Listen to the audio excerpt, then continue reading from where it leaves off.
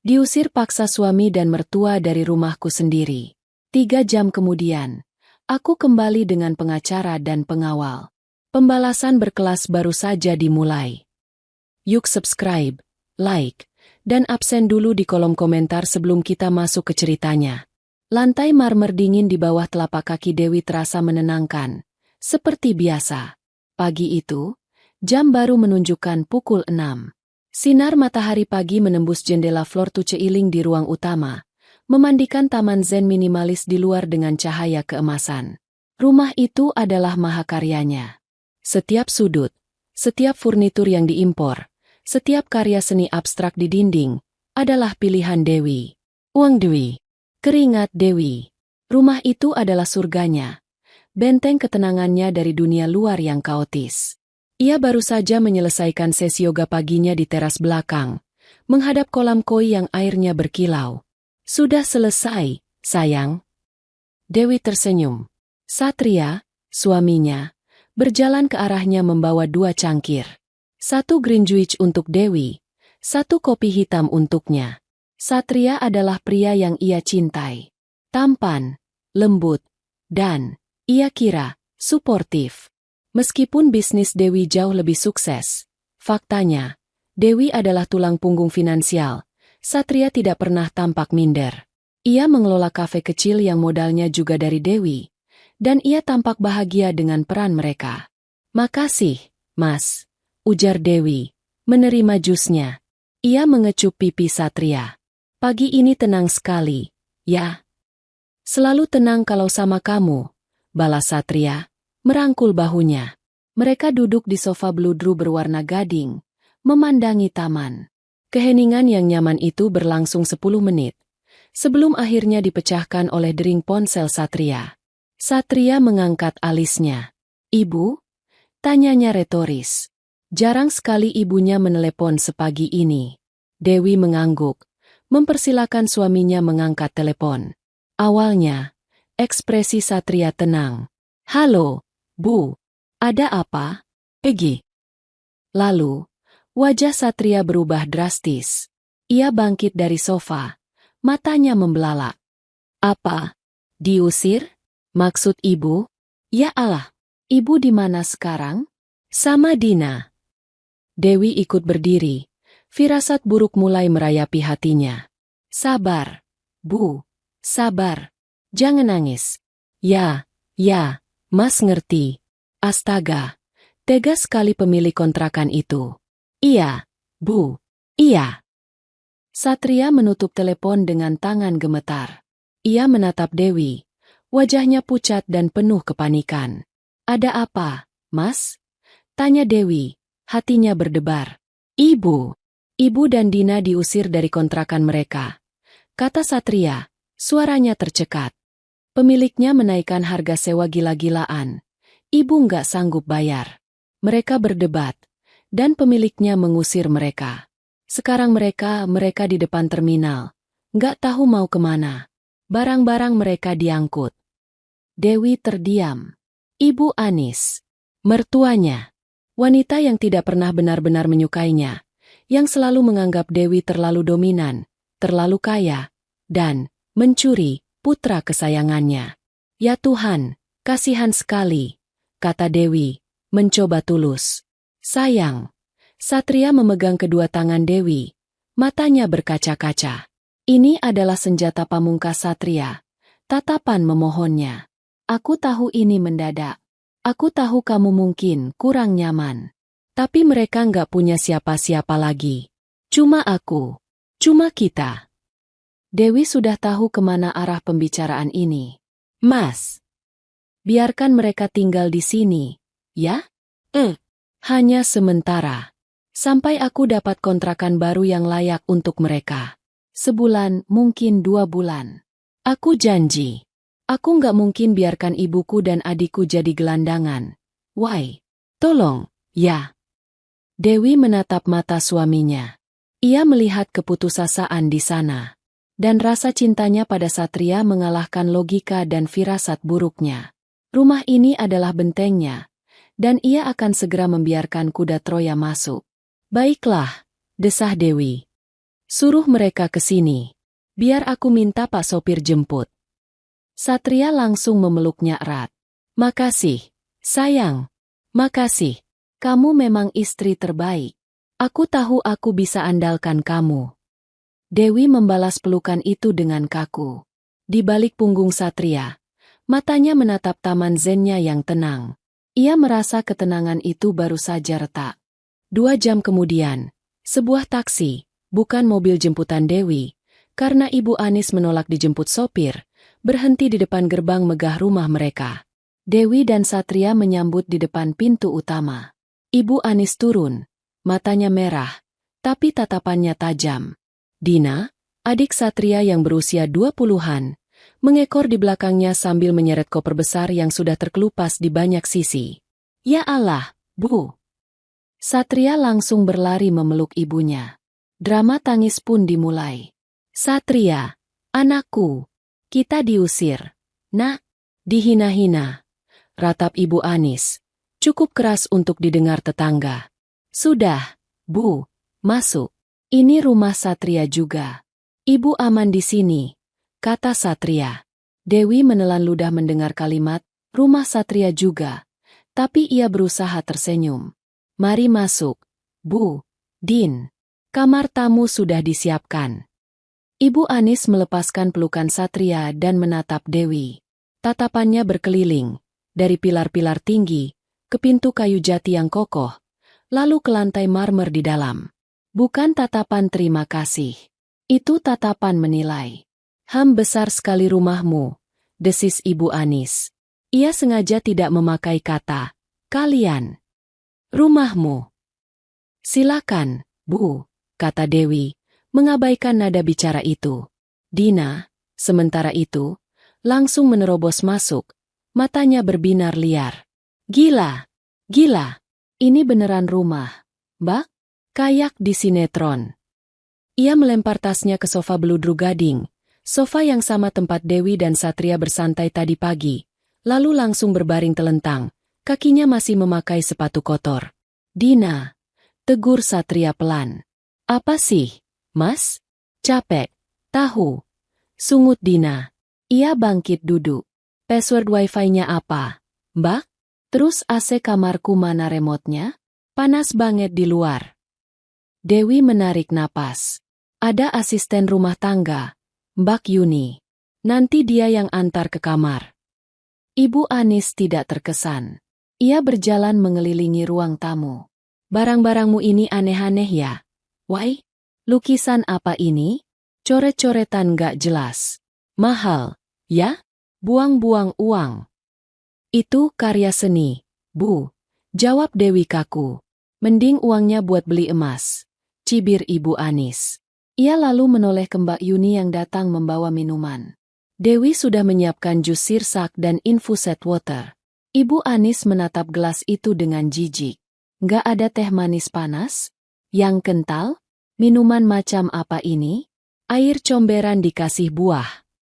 Biar saya buatkan, Bu, kata Mbak Yuni sigap. Hari pertama adalah penyesuaian yang canggung. Hari kedua, invasi dimulai. Siang itu, Dewi sedang bekerja di ruang kerjanya. Ia seorang konsultan investasi.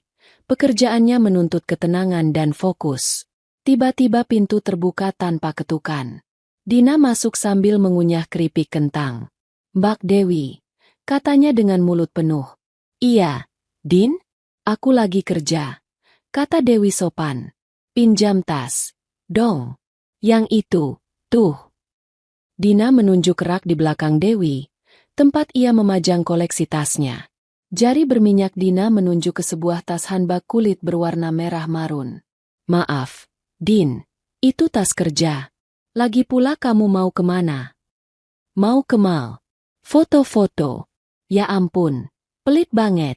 Pinjam doang. Nggak akan aku bawa lari. Seru Dina. Bukan pelit, tapi...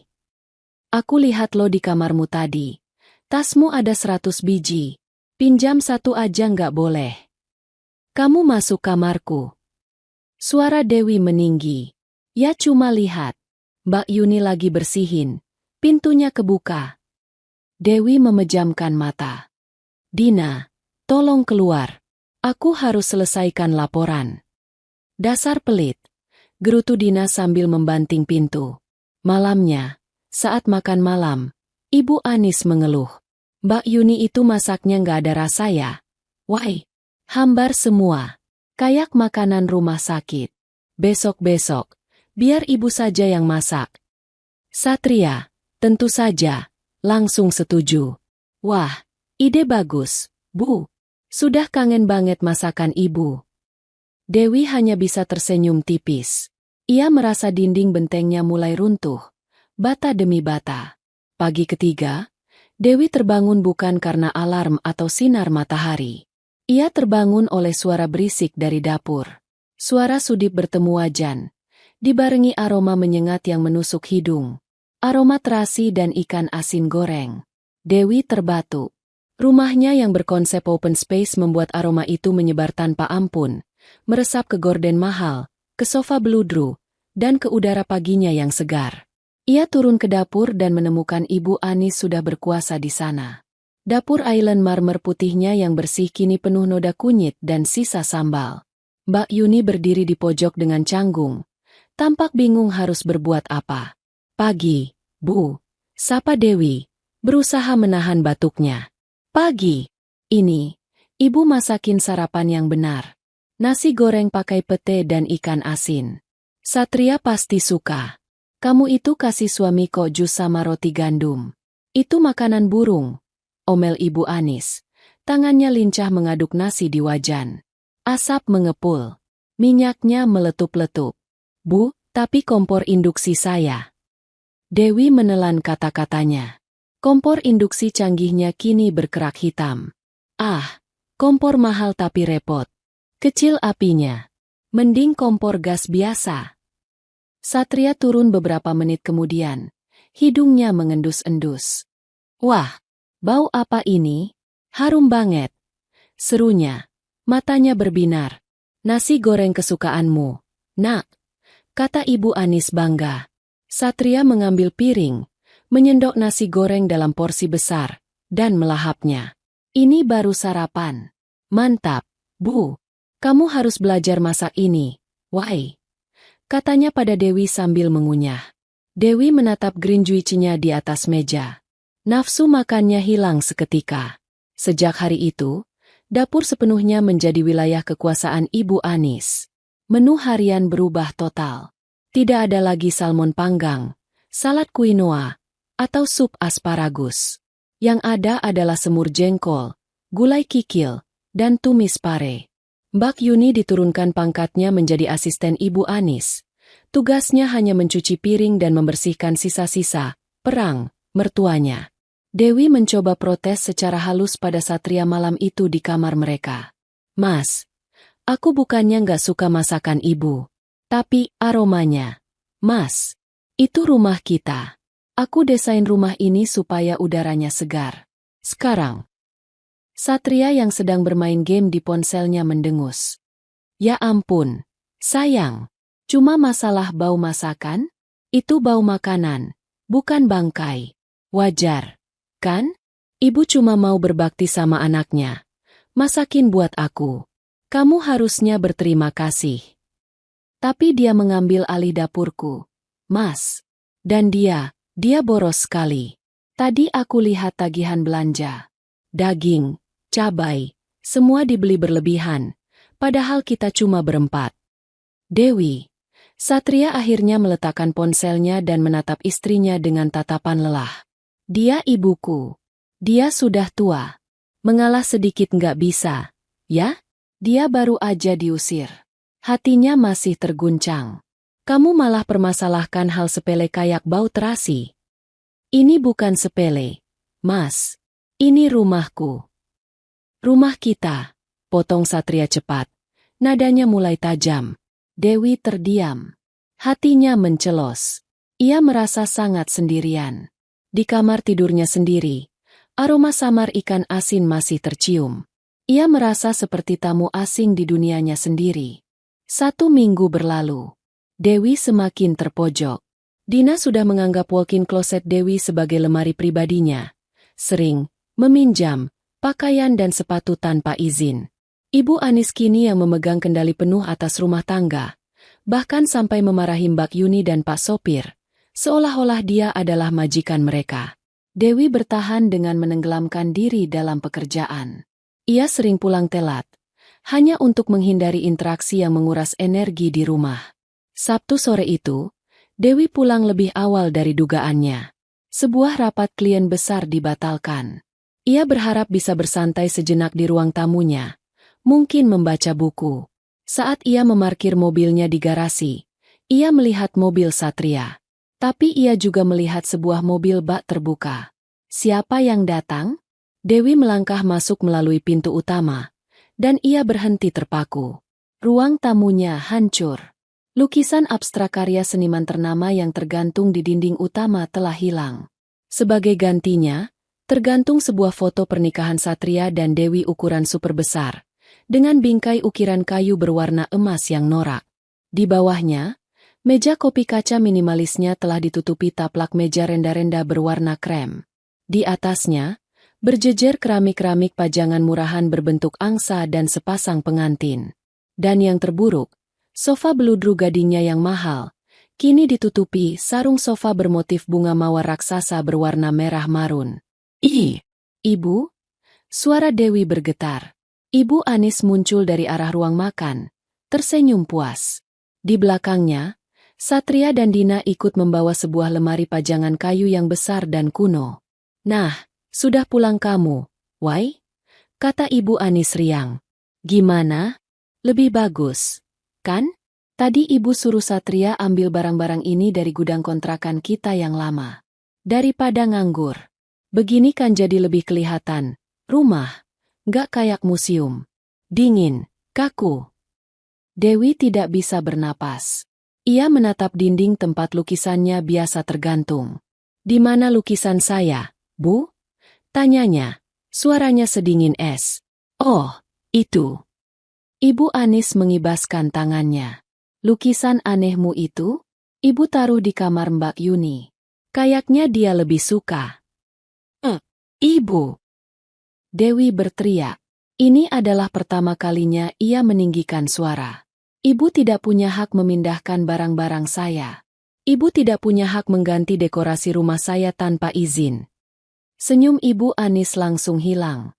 Wajah Satria mengeras. Loh, kamu kok teriak-teriak sama ibu? Sahut Dina, nadanya menantang. Ibu kan niatnya baik. Dewi, jaga ucapanmu. Bentak Satria.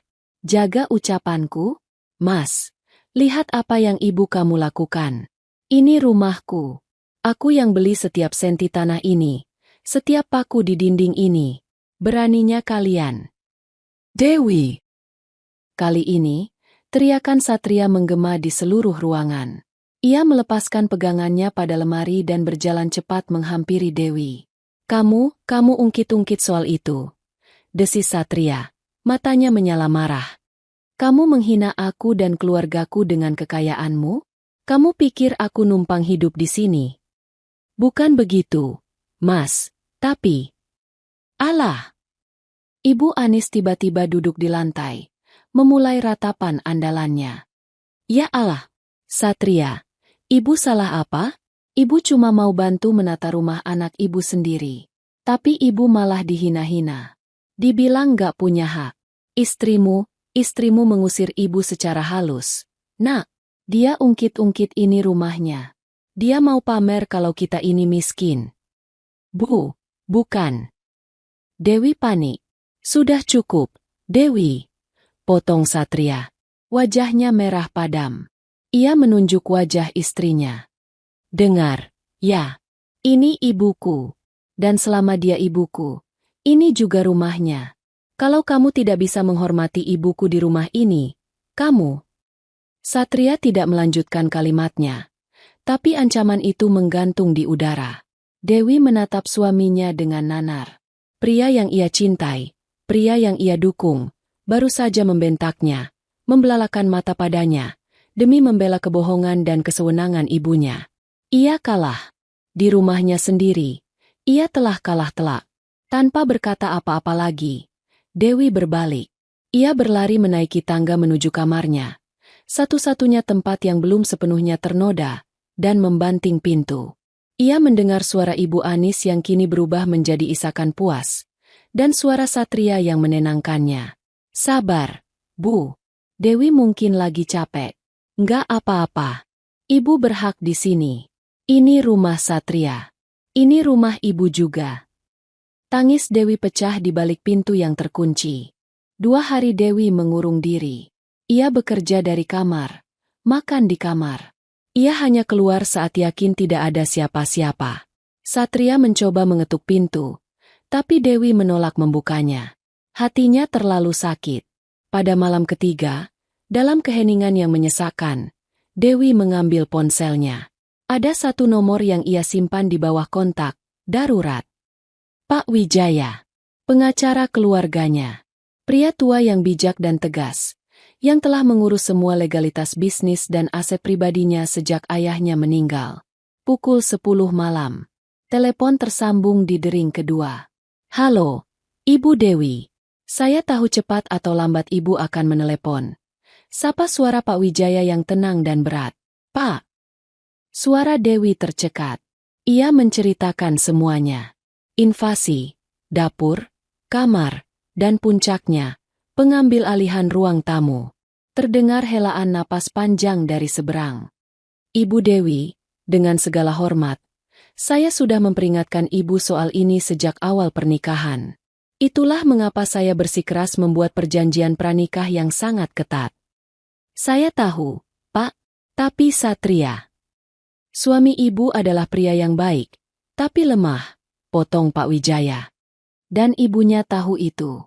Sekarang, dengarkan saya.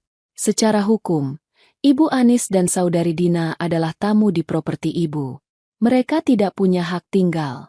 Ibu bisa meminta mereka pergi kapan saja.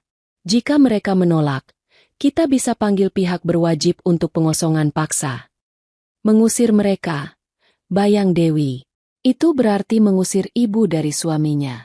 Dan Pak Satria, lanjut Pak Wijaya, seolah membaca pikiran Dewi. Dia tidak punya hak milik sepeser pun atas rumah itu. Akta tanah, IMB, semua murni atas nama Ibu Dewi Anggraini. Dibeli lunas sebelum Ibu menikah. Perjanjian pranikah kita juga jelas menyatakan pemisahan harta mutlak. Jadi saya bisa mengusir mereka semua. Bisik Dewi. Kapanpun Ibu mau. Besok pagi, jika perlu. Tim saya bisa siapkan suratnya dalam 1 jam. Dewi terdiam. Di tangannya, ia memegang kekuatan absolut. Kekuatan untuk mengakhiri mimpi buruk ini. Ia bisa mengambil kembali rumahnya, surganya. Tapi kemudian, bayangan wajah Satria terlintas. Wajah saat mereka pertama bertemu. Wajahnya saat membawakan kopi di pagi hari. Wajahnya saat mereka tertawa bersama. Apa aku tega menghancurkan suamiku sendiri? Dewi. Saya belum siap, Pak, kata Dewi pelan. Suaranya bergetar lagi. Mungkin Satria hanya bingung. Dia terjepit antara istri dan ibunya. Beri saya waktu. Saya masih berharap dia sadar. Saya masih berharap dia akan memilih saya. Pak Wijaya terdiam beberapa detik. Ibu Dewi, katanya lagi. Nadanya lebih lembut namun syarat peringatan. Harapan adalah strategi yang sangat buruk dalam ranah hukum. Ibu sedang berhadapan dengan orang-orang serakah. Mereka tidak akan berhenti sampai mereka mendapatkan segalanya. Saya tahu risikonya. Pak, tolong tunggu aba-aba dari saya. Baik. Tutup Pak Wijaya. Semua dokumen Ibu aman di brankas saya. Akta rumah, bukti transfer pembelian, perjanjian pranikah, semuanya. Hubungi saya jika harapan Ibu sudah habis. Telepon ditutup. Dewi meletakkan ponselnya. Ia berjalan ke meja rias dan membuka laci. Di sana, tergeletak foto pernikahan mereka. Satria tersenyum lebar, memeluknya penuh cinta. Dia akan sadar. Dia mencintaiku. Dia tidak mungkin setega itu. Batin Dewi mencoba meyakinkan dirinya sendiri. Ia memilih untuk memberi satu kesempatan lagi. Ia memilih untuk mengabaikan peringatan itu. Itu adalah kesalahan terbesar dalam hidupnya. Karena di luar kamarnya, Ibu Anis, Dina, dan Satria sedang menyusun rencana baru. Mereka telah mencicipi kekuasaan, dan kini mereka menginginkan semuanya. Dewi mencoba memulai kembali. Setelah 2 hari mengurung diri, 2 hari yang diisi dengan tangis tertahan dan panggilan telepon yang dibatalkan ke Pak Wijaya, ia memutuskan untuk keluar dari kamar. Bukan untuk berdamai, tapi untuk menunjukkan bahwa ia tidak akan diintimidasi di rumahnya sendiri. Ia mengenakan power suit-nya, blazer putih gading yang tajam, rambut disanggul rapi. Ia melangkah menuruni tangga utama. Di bawah, di ruang tamunya yang kini terlihat seperti toko barang antik murahan, Ibu Anis, Dina, dan Satria sedang menonton sinetron pagi dengan volume maksimal. Sofa beludru gadingnya yang dulu elegan kini ternoda remahan kerupuk dan tumpahan kopi. Pagi, sapa Dewi. Suaranya dingin dan datar. Ketiganya menoleh. Ibu Anis memandangnya dari atas ke bawah dengan tatapan mencemooh. Pagi. Sudah selesai bertapanya. Nyonya? Dewi mengabaikannya. Ia berjalan lurus ke dapur. Tempat Mbak Yuni tampak ketakutan. Mbak Yuni, tolong graduate saya seperti biasa. Dan tolong panggil jasa laundry profesional hari ini. Semua gorden di ruang tamu harus dicuci. Nyonya. Dewi berhenti. Tidak sedap. Perintah itu terdengar jelas. Itu adalah pernyataan perang. Ibu Anis mematikan TV. Maksudmu apa? Why? Kamu bilang bau? Bau masakan ibu. Saya bilang tidak sedap, ulang Dewi, membelakangi mereka. Sebelum Ibu Anis sempat membalas, ia punya ide yang lebih cemerlang. Ini adalah kesempatan sempurna. Aduh! Ibu Anis tiba-tiba memekik. Suaranya melengking. Aduh! Aduh, pinggangku. Ya Allah! Ia menjatuhkan cangkir tehnya ke karpet Persia, milik Dewi, dan mulai terhuyung-huyung, memegangi punggung bawahnya. Ibu! Satria dan Dina langsung melompat dari sofa. Ibu kenapa? Sakit-sakit, nak, rintih Ibu Anis. Matanya melirik licik ke arah Dewi yang kini berbalik badan. Ini pasti gara-gara kasur di kamar tamu itu. Keras sekali kayak batu. Pinggang ibu rasanya mau copot. Aduh, tadi malam ibu juga hampir jatuh di kamar mandinya yang sempit itu. Satria menatap Dewi dengan pandangan menuduh. Dewi, kamu dengar, kan? Ibu sakit. Gara-gara fasilitas yang kamu kasih nggak layak. Dewi tertegun. Kamar tamu itu pakai kasur lateks premium, Mas. Dan kamar mandinya. Nggak usah banyak alasan, potong Dina. Jelas-jelas ibu kesakitan. Mbak Dewi tega banget. Sih, di rumah segede ini, masa kasih kamar kayak di losmen? Ibu Anis merintih lebih keras. Sudah, ibu. Ibu pulang aja. Biar ibu tidur di terminal lagi. Daripada di sini tapi disiksa. Bu, jangan bilang begitu. Satria tampak panik. Matanya beralih dari ibunya yang menangis ke istrinya yang berdiri kaku. Terus aku harus gimana? Tanya Dewi, nadanya lelah. Ya jelas, Mbak, seru Dina. Mbak pindah ke kamar tamu. Biar ibu yang tidur di kamar utama. Kamar Mbak kan ada kasur ortopediknya. Yang bisa diatur-atur itu. Kamar mandinya juga ada batu buat ibu berendam air hangat. Mbak kan masih muda. Masa nggak mau ngalah sama orang tua yang lagi sakit? Permintaan itu begitu absurd, begitu tidak tahu malu, hingga Dewi sempat tertawa sinis. Kalian serius? Dewi, bentak Satria. Ini ibuku. Dia kesakitan. Kamu malah mikirin kamar? Hatimu di mana? Cuma pindah kamar. Bukan pindah negara. Apa susahnya ngalah demi aku? Why? Lagi-lagi. Demi aku. Frasa andalan Satria untuk memanipulasinya. Dewi menatap Satria. Ia mencari sisa-sisa pria yang dicintainya. Tidak ada. Yang ada hanya seorang anak mama yang panik. Dewi please. Pinta Satria, melembutkan suaranya, menggunakan tatapan memohonnya. Dewi merasa energinya terkuras habis. Ia tidak punya kekuatan untuk berdebat lagi pagi ini. Ia tahu, jika ia menolak, ia akan dicap sebagai menantu iblis. Terserah, desis Dewi. Ia meletakkan gelas jusnya yang bahkan belum ia sentuh. Ambil. Ambil saja semuanya. Ia berbalik dan berjalan kembali menaiki tangga. Di belakangnya, ia mendengar suara Ibu Anis yang rintihannya langsung berhenti. Nah, gitu, dong.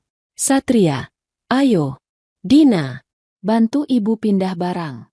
Cepat, pindahkan semua baju ibu ke lemari besar itu. Yang banyak kacanya. Oh, sekalian TV 60 inci di ruang keluarga itu. Angkut ke kamar ibu. Biar ibu bisa nonton sambil tiduran. Malam itu, Dewi tidur di kamar tamu. Kamar yang lebih kecil, dengan jendela menghadap tembok belakang. Dan dari balik dinding, ia bisa mendengar suara tawa Ibu Anis dan Dina yang bergema dari kamar utamanya. Mereka sedang mencoba jacuzzi di kamar mandi pribadinya. Baunya harum semerbak. Mereka memakai bat bom mahal koleksinya. Mereka tidak hanya mengambil kamarnya. Mereka mengambil privasinya, martabatnya. Setelah kehilangan kamar tidurnya, Dewi menjadi semakin dingin. Ia membangun tembok es di sekelilingnya. Ia fokus bekerja. Jika ia tidak di kantor, ia mengunci diri di ruang kerjanya. Namun, pengambil alihan kekuasaan belum selesai. Ibu Anis kini adalah ratu di lantai 1 dan di kamar utama. Satu-satunya hal yang belum ia kendalikan adalah uang. Dewi masih memegang kartu kredit dan mengatur semua transfer. Mbak Yuni masih melapor kepadanya untuk urusan belanja. Suatu pagi, Dewi sedang rapat virtual di ruang kerjanya. Ia mendengar keributan di lantai bawah. Mau kemana kamu? Itu suara Ibu Anis. Mau belanja bulanan, Bu. Ini daftar dari Bu Dewi. Jawab Mbak Yuni ketakutan. Nggak usah. Nggak becus kamu belanja. Boros. Sini. Biar saya yang belanja. Mana kartunya? Dewi mendengar langkah kaki Mbak Yuni yang berlari kecil. Pintunya diketuk. Permisi, Bu Dewi, kata Mbak Yuni gemetar. Ibu Anis minta kartu kredit buat belanja bulanan. Dewi mematikan mikrofonnya. Ini adalah penghinaan baru. Ia tahu apa yang akan terjadi. Tapi ia juga sedang di tengah presentasi penting. Kasih saja, Mbak. Minta catatannya nanti. Baik, Bu. Itu adalah kesalahan kedua Dewi. Siang itu, Ibu Anis dan Dina pulang. Mereka tidak hanya membawa bahan makanan. Mereka kembali dengan belasan kantong belanja dari butik-butik mahal di mall. Dewi baru saja selesai rapat saat notifikasi ponselnya berbunyi tanpa henti. Transaksi, Rp7.500.000 di butik A. Transaksi, Rp4.200.000 di toko sepatu B. Transaksi, Rp9 juta di klinik kecantikan C. Totalnya hampir 25 juta. Dalam 3 jam, Dewi turun. Ia menemukan Ibu Anis dan Dina sedang memamerkan barang-barang baru mereka di ruang tamu yang sudah berantakan. Dina, lihat, tas ini cocok sekali untuk Ibu. Kelihatan kayak nyonya besar, kan? Seru Ibu Anis, mematut diri di depan cermin besar yang ia gantung, menggantikan cermin antik milik Dewi. Ini, Bu, aku beli skincare, yang katanya dipakai artis Korea. Biar mukaku glowing kayak Mbak Dewi. Kan pakai uang Mbak Dewi juga. Tawa Dina. Apa-apaan ini? Suara Dewi membelah udara. Ibu Anis dan Dina menoleh. Sama sekali tidak merasa bersalah. Loh, kenapa? Ini kan belanja. Kata Ibu Anis santai. Ini kartu untuk belanja kebutuhan rumah tangga. Bu, bukan untuk foya-foya. Justru ini kebutuhan. Sahut Dina sengit. Masa kita tinggal di rumah mewah tapi bajunya daster sobek? Malu-maluin Mbak Dewi, kan? Kalian menyalahgunakan. Dewi. Satria pulang. Sepertinya ia sudah ditelepon oleh ibunya. Kamu ributin apa lagi? Ibu cuma belanja sedikit. Kamu itu hitungan banget.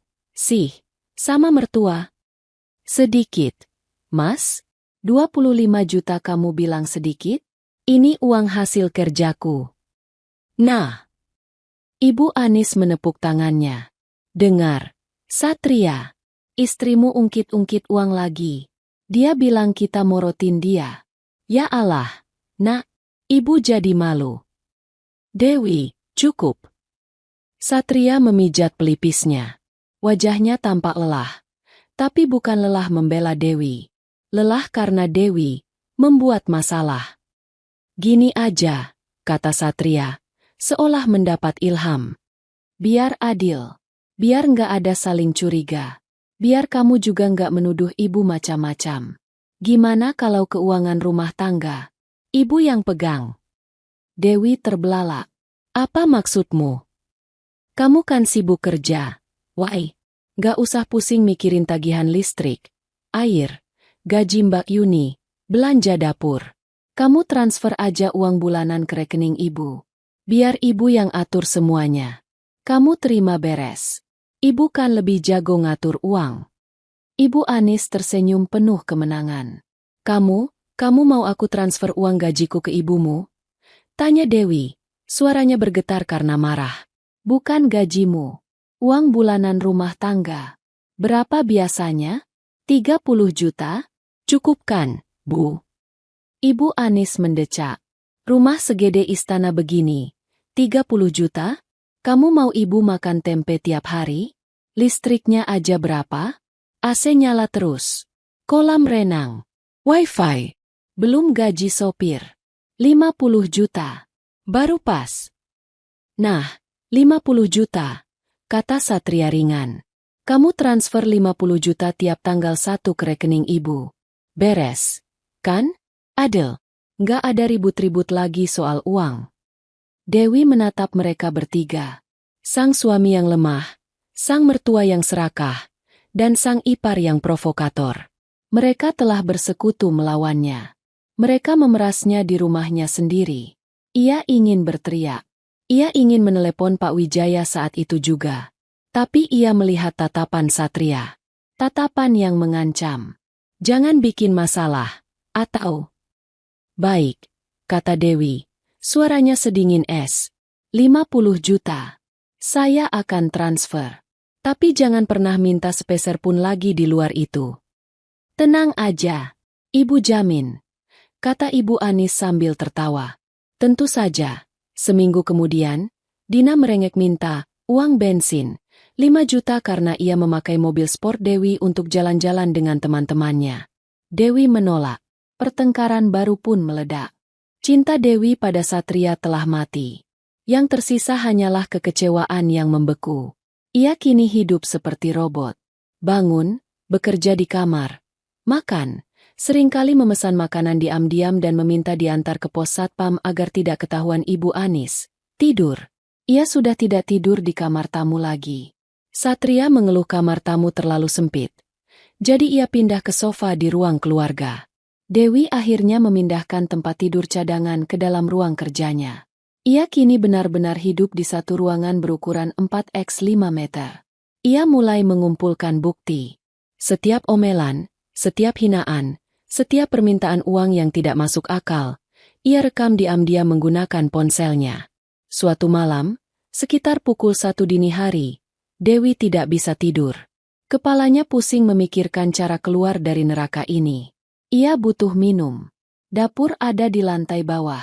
Ia harus melewati kamar utama. Kamar tidurnya dulu, tempat Ibu Anis sekarang tidur. Ia berjalan berjinjit menyusuri lorong yang gelap. Saat melewati pintu kamar utama, ia mendengar suara-suara berbisik. Pintunya sedikit terbuka. Bukan hanya suara Ibu Anis. Ada suara Dina dan Satria. Hati Dewi berdebar. Ia menempelkan telinganya ke pintu. Tapi, Bu, si Dewi itu kayak batu. Keras kepala. Itu suara Dina. Udah sebulan kita siksa begini. Dia masih betah aja di rumah ini. Cuma ngurung diri di ruang kerjanya. Nggak pergi-pergi. Sabar, balas Ibu Anis. Orang kaya sombong kayak dia itu gengsinya selangit. Dia nggak mau kelihatan kalah. Dia bertahan bukan karena betah, tapi karena gengsi. Kita harus lebih keras lagi. Dewi menahan napas. Lalu, suara yang paling ia takuti angkat bicara. Suara suaminya. Bu, apa nggak keterlaluan? Tadi aku lihat dia lagi kerja. Matanya bengkak. Kayaknya dia nangis terus. Kasihan juga, Bu. Halah, kasihan. Sentak Ibu Anis. Kamu itu lembek banget. Satria, dikit-dikit kasihan. Mau kamu hidup jadi benalu terus? Dengar, ini kesempatan emas seumur hidup. Dewi itu cinta mati sama kamu. Tapi dia juga pelitnya minta ampun. Kita nggak bisa usir dia. Dia punya pengacara licik itu. Kita harus buat dia pergi atas kemauannya sendiri. Maksud ibu? Tanya Satria. Ya dibikin nggak betah, sahut Dina. Kita teror terus. Sampai dia stres, depresi berat. Terus akhirnya dia nyerah. Dia bilang, Mas Satria, aku nggak kuat. Aku pergi. Rumah ini aku kasih buat kamu. Gitu. Mas, ngerti, kan? Jantung Dewi terasa seperti diremas. Ibu Anis melanjutkan. Betul kata adikmu. Setelah dia pergi baik-baik, kamu langsung gugat cerai. Alasan klasik, istri meninggalkan suami. Istri durhaka. Gampang, nanti rumah ini kita jual. Harganya pasti 50 miliar lebih. Kita beli rumah baru yang lebih mentereng.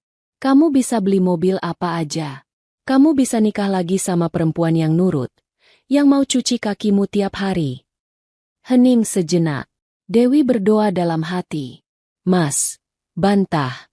Mas, bilang itu gila. Marahi mereka. Setelah hening yang terasa abadi, Satria bertanya dengan suara pelan. Tapi apa dia bakal semudah itu kasih rumah ini, Bu? Ini harta dia satu-satunya dari ayahnya. Makanya, desis Ibu Anis, kita perlu rencana B. Kalau dia nggak mau pergi juga, kita harus dapat tanda tangannya. Entah gimana caranya, dibikin mabuk, atau apapun. Kita harus dapat surat kuasa pengalihan aset, cepat atau lambat. Dewi hampir muntah di tempat. Ini bukan lagi soal mertua jahat atau suami lemah. Ini adalah konspirasi. Konspirasi kriminal untuk merampok seluruh hartanya. Dan suaminya adalah bagian dari rencana itu. Ia mundur perlahan. Tangannya membekap mulutnya sendiri agar jeritannya tidak keluar. Ia kembali ke ruang kerjanya. Harapan terakhir yang ia simpan di hatinya, harapan bahwa Satria masih mencintainya, kini hancur lebur, menjadi debu. Sejak malam itu, Dewi berubah. Es di hatinya kini menjadi baja. Tidak ada lagi air mata. Yang ada hanya kemarahan dingin dan kalkulasi yang cermat. Ia menelepon Pak Wijaya. Pak, siapkan semuanya. Surat cerai, tuntutan penggelapan, perintah pengosongan. Saya mau mereka semua keluar. Tapi belum sekarang. Saya mau bukti yang tak terbantahkan. Saya mengerti, Bu. Hati-hati. Saya siapkan tim. Jawab Pak Wijaya. Dewi mulai bermain. Ia pura-pura menjadi lebih lemah, lebih depresi. Ia membiarkan mereka merasa di atas angin. Sementara itu, Ibu Anis, yang merasa rencananya berjalan mulus, melancarkan serangan baru, isolasi sosial. Kebetulan, Dewi adalah tuan rumah arisan bulanan kompleks elit mereka. Acara yang sudah dijadwalkan jauh-jauh hari. Dewi tidak mungkin membatalkannya. Hari H. Dewi menyiapkan segalanya dengan sempurna. Catering terbaik. Dekorasi bunga segar. Ia harus menjaga citranya. Saat tamu-tamu sosialitanya mulai berdatangan, mengenakan kaftan sutra dan perhiasan berlian, Dewi menyambut mereka dengan senyum profesional. Tiba-tiba, dari arah tangga, Ibu Anis turun. Ia tidak memakai baju bagus yang kemarin ia beli. Ia memakai daster lusuh, yang sengaja ia robek sedikit di bagian ketiak.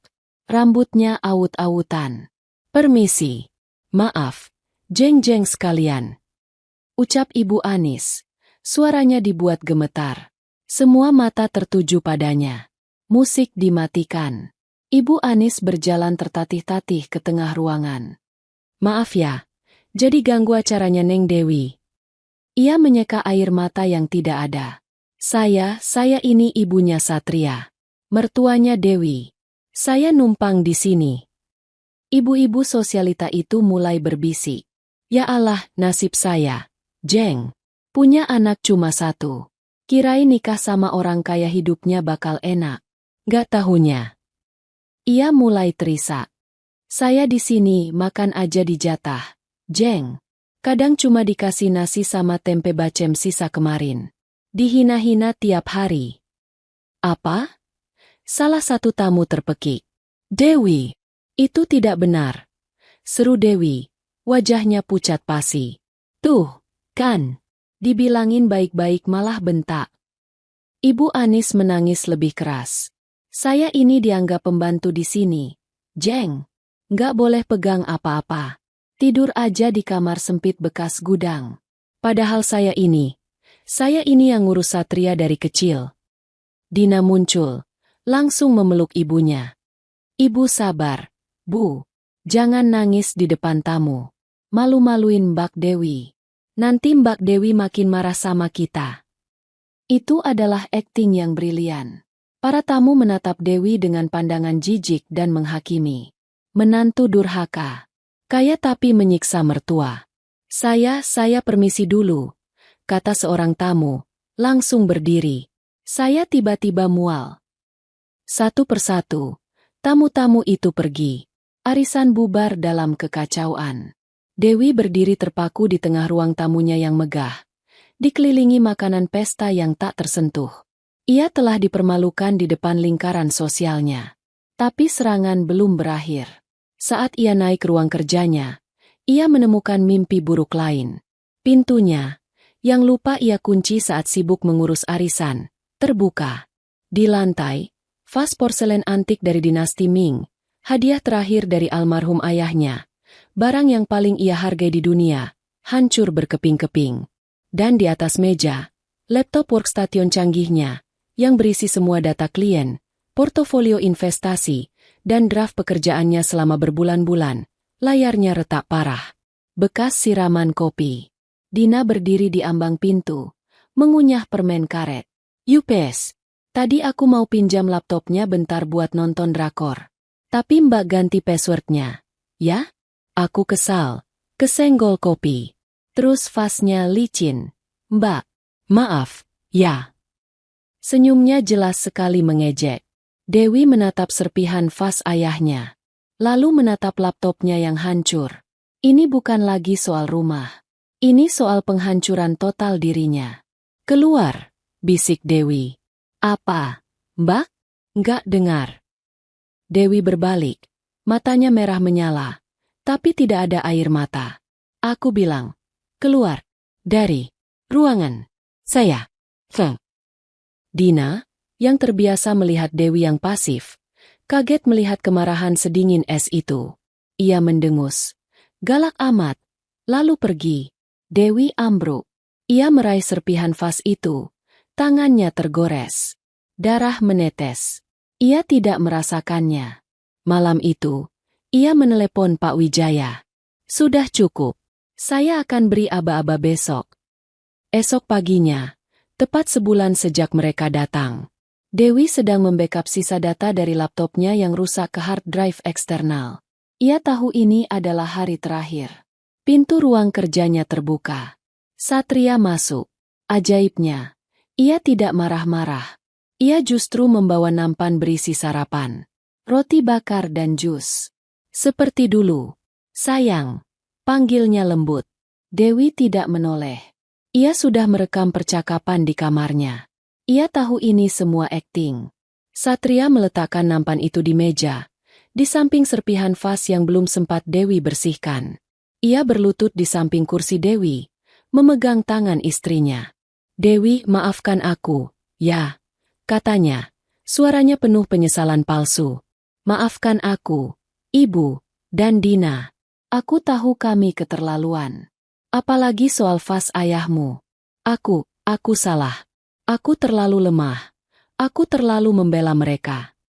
Dewi tetap diam. Menunggu. Aku mau kita mulai lagi. Why?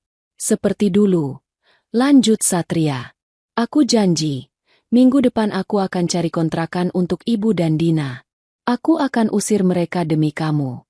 Tapi, aku butuh bantuanmu dulu. Nah, ini dia. Dewi menoleh. Bantuan apa? Tanyanya dingin. Kafeku. Why? Kamu tahu kan, agak seret akhir-akhir ini. Aku ada ide bisnis baru. Mau ekspansi bikin cloud kitchen. Prospeknya bagus banget. Tapi aku butuh modal besar. Dan investor minta jaminan aset. Satria mengambil setumpuk tebal dokumen dari map yang dibawanya. Ia meletakkannya di atas meja. Ini cuma formalitas. Sayang. Perjanjian investasi. Aku tahu kamu jagonya soal ini. Tapi ini aman. Aku jamin. Kamu cuma perlu tanda tangan di beberapa halaman ini, sebagai penjamin. Gak akan dipakai, kok, suratnya. Cuma buat nunjukin ke investor kalau aku punya backing kuat. Punya istri sehebat kamu. Ia menyodorkan pena. Dewi menatap dokumen itu. Judul besarnya memang, Proposal dan Perjanjian Kerjasama Investasi. Tapi Dewi adalah konsultan investasi. Ia membaca dokumen legal setiap hari. Matanya langsung tertuju pada lampiran di halaman terakhir. Di bagian yang diselipkan di antara klausul-klausul kecil. Judulnya, Surat Kuasa Mutlak Pengalihan dan Penjaminan Aset. Isinya, Dewi Anggraini memberikan kuasa penuh, tanpa syarat, dan tidak dapat dicabut kembali kepada Satria untuk menjual, menjaminkan, menyewakan, atau mengalihkan kepemilikan atas. Alamat lengkap dan nomor sertifikat rumah Dewi. Mereka pikir dia bodoh. Dewi tersenyum. Senyum yang membuat Satria merinding. Kamu pikir aku bodoh, Mas? Bisik Dewi. Wajah Satria langsung berubah. Senyum lembutnya hilang. Maksud kamu apa, Wai? Dewi mengangkat dokumen itu, menunjukkannya tepat di depan wajah Satria. Ini, surat kuasa pengalihan aset. Bukan investasi. Kamu mau mencuri rumahku. Topeng Satria lepas sepenuhnya. Ia berdiri, menendang kursi di dekatnya. Wajah lembutnya hilang, diganti seringai penuh kebencian. Oh, jadi kamu baca? Harusnya kamu tanda tangan aja, dasar perempuan pelit. Bentaknya, suaranya menggelegar. Mas! Kenapa? Kaget. Kamu pikir aku betah hidup kayak gini? Di bawah bayang-bayangmu? Dikasihani? Selalu dibilang, suaminya Dewi yang numpang hidup? Aku muak. Why? Aku muak. Ibu Anis dan Dina muncul di pintu. Sepertinya sudah menunggu aba-aba. Gimana, Satria? Sudah ditandatangani? Tanya Ibu Anis tidak sabar. Satria melempar bundel dokumen itu ke lantai. Dia tahu, Bu. Dia nggak mau. Pelacur ini terlalu licik. Umpatan itu menyengat Dewi. Tapi ia tidak goyah. Ibu Anis menatap Dewi dengan mata menyala. Rencana B gagal. Sekarang, waktunya rencana C kekerasan. Dasar menantu nggak tahu diri. Jerit Ibu Anis. Sudah dikasih hati minta jantung. Pelit. Nggak mau bantu suami sendiri. Kamu pikir kamu siapa? Iya, Mbak. Kalau nggak mau bantu Mas Satria, ngapain di sini? Timpal Dina. Satri menunjuk ke arah pintu. Dengar, Dewi. Aku sudah muak sama kamu. Aku sudah muak sama kepelitanmu. Ibuku benar. Kamu nggak ada gunanya. Dewi berdiri pelan. Ia meraih ponselnya dari saku. Ia menekan satu nomor. Panggilan cepat ke Pak Wijaya. Ini rumah saya, kata Dewi. Suaranya tenang, kontras dengan 3 orang yang sedang berteriak di depannya. Ini rumahku, teriak Satria. Aku suamimu. Dalam agama, harta istri itu milik suami. Cukup. Ibu Anis maju. Kamu, perempuan sombong. Kalau kamu nggak mau serahkan rumah ini baik-baik, kamu pergi dari sini. Pergi. Iya, Usir aja, Mas. Usir. Provokasi Dina. Satria. Ibu Anis memegang lengan anaknya. Pilih. Istrimu yang pelit ini, atau ibumu. Satria menatap Dewi. Tidak ada cinta di sana. Hanya ada keserakahan. Ia telah membuat pilihannya. Keluar, desis Satria. Keluar dari rumah ini. Sekarang juga. Dewi menatapnya. Ini keputusan akhirmu. Keluar. Inilah saatnya. Ini adalah aba-aba yang ditunggu Dewi. Ini adalah awal dari akhir mereka. Keluar. Teriakan Satria menggema di ruang kerja Dewi yang kini terasa sesak. Wajah suaminya, pria yang pernah ia cintai, telah berubah menjadi topeng kebencian yang asing. Dewi berdiri tegak. Ponsel ada di genggamannya. Di seberang sana, panggilan cepat ke Pak Wijaya masih tersambung. Pak Wijaya, kata Dewi. Suaranya terdengar sangat tenang di tengah badai. Mohon standby. Saya rasa ini saatnya. Mendengar Dewi berbicara di telepon, apalagi menyebut nama pengacaranya, membuat Ibu Anis semakin murka. Oh, mau main lapor kamu? Hah? Pekik Ibu Anis. Melangkah maju dengan jari menunjuk-nunjuk. Mau lapor ke siapa kamu? Polisi? Lapor saja. Bilang sekalian kalau kamu menantu durhaka. Bilang kamu usir mertuamu. Lapor. Saya tidak mengusir siapa-siapa, Bu, balas Dewi, menatap mertuanya tepat di mata. Ini rumah saya. Saya peringatkan kalian sekali lagi. Kalian yang seharusnya pergi dari sini. Berani kamu ya? Ibu Anis kini beralih ke putranya. Wajahnya yang marah berubah menjadi melas dalam sekejap. Air mata buaya mulai menggenang. Satria, kamu lihat istri kamu. Nak, dia mau usir ibu. Dia mau usir kita semua. Kamu rela ibumu ini jadi gelandangan lagi? Kamu rela? Satria terjepit.